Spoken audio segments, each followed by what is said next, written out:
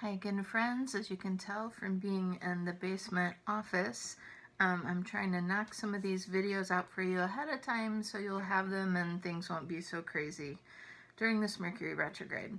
So what I wanted to talk about today was I wanted to start our little section on divination because Samhain is a great time to do divination. Though, as we always say, the veils between the worlds are thin. And I wanted to talk to you today about runes. I've made some notes because I wanted to make sure that I touched on a few things. And also because runes are not my strong suit, truthfully. But I did want to share a little bit of experiences that I've had with them. So I'm going to grab an example. Where's the one I wanted to use? Oh, here we go. So these are ceramic runes. These are by the lovely Danny Soul that also does some of our ceramic incense burners. So like her set of runes comes with a little bag there, comes all together. And then I also wanted to show you, like, this is a wood rune. And notice these are the same symbols, and I picked those two for a reason.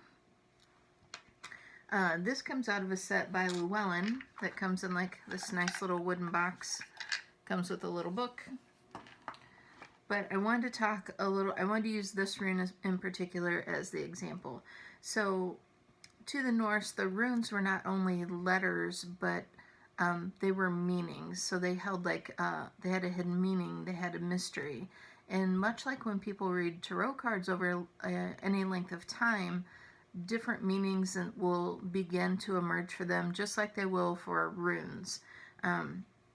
It's kind of more like, you know how they say a picture is worth 1,000 words? So like the symbol, the picture of the letter or the symbol has a lot of other meanings to it besides just what's on the surface. There are three rune alphabets. There is the Elder Futhark, which has 24 characters. I had to check. The Younger, which has 16. And then there is the Futhorc, O-R-C, which is an Anglo-Saxon combination of 33 characters. Now, depending on where you were at in time would depend on, you know, more letters were added to these alphabets over time. So runes, of course, are attributed to Odin that fasted and hung himself by hooks on the world tree branches suspended over the well of Urd. And they say that as he hung there for 9 days, you know, not eating, he's fasting, you fall into this altered state, and much like symbols come to us when we meditate, Odin received the runes. Now it's also said that the three Norns, or the three fates in the Norse tradition, also would carve the fates of anyone who was born on the tree, and they say that the Norns almost positively used runes in their carvings on the tree as well. So Odin, of course, they say that he sacrificed himself to himself in order to get the knowledge from the world tree and be able to bring the alphabet back to people, the wisdom back to the people.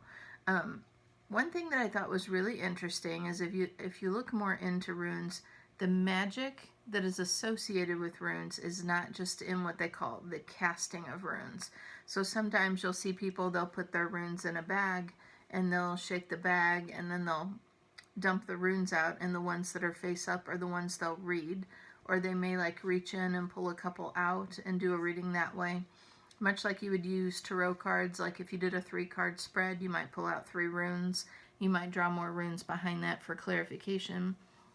But runes, because they're a symbol, much like a sigil or a picture of an energetic, a mystery, or a power, you could use them not just in the fact of like casting runes, where people would, like they would do tarot cards to like toss the runes to get a reading, but you could also use them as symbols or almost like sigils for meanings, like meanings of whatever things you wanted to work on.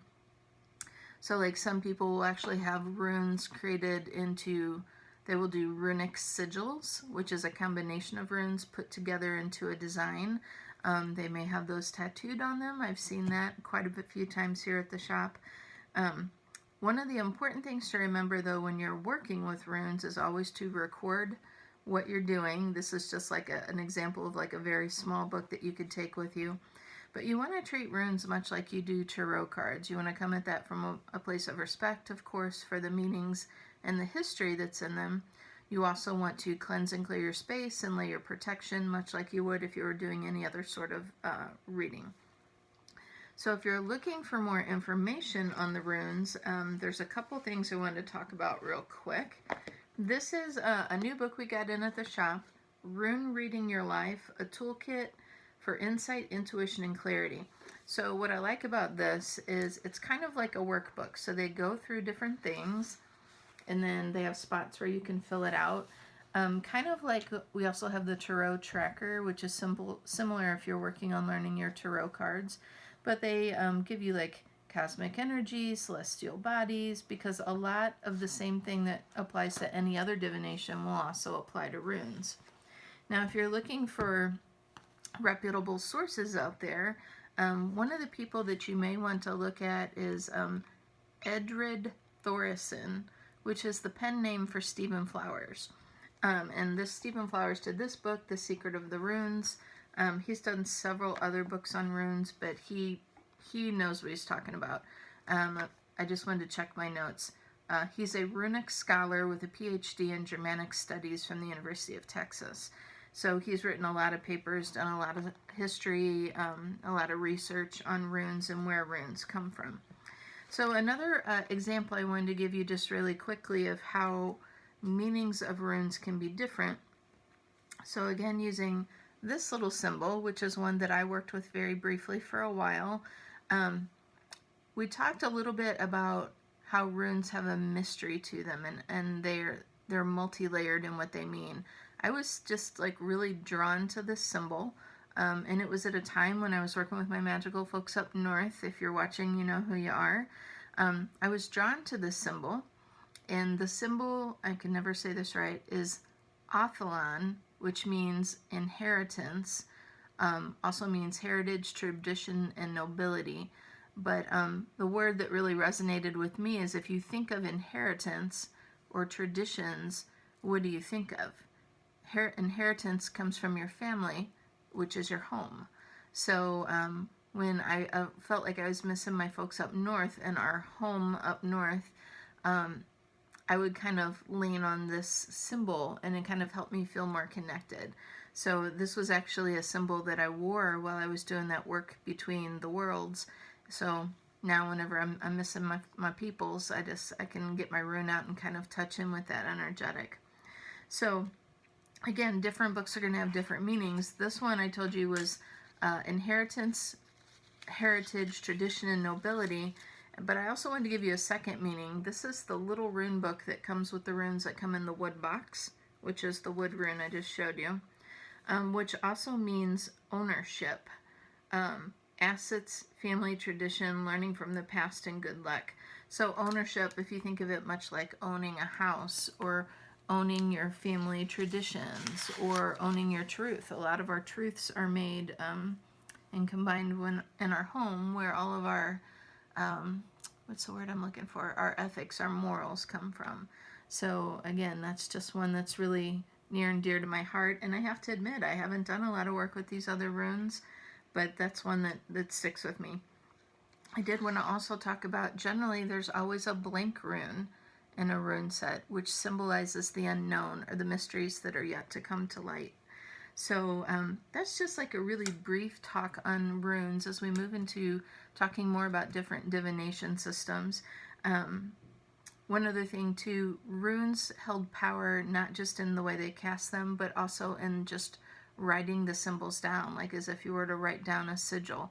We mentioned people getting them tattooed on their bodies, but there's actually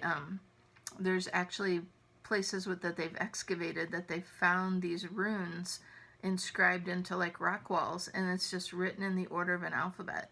And you know, that shows that just those grouping of those symbols, even though it was considered an alphabet, held strength and held power just in behind that, just much like a sigil would or a symbol. So anyway, I just wanted to share with you that pardon me, a little short talk on runes, and thanks for joining us for another talking a lot today. Join us for another segment of the 31 Days of Samhain, again from the Pathways office in the basement. So thanks so much, guys, and I will see you in the next segment.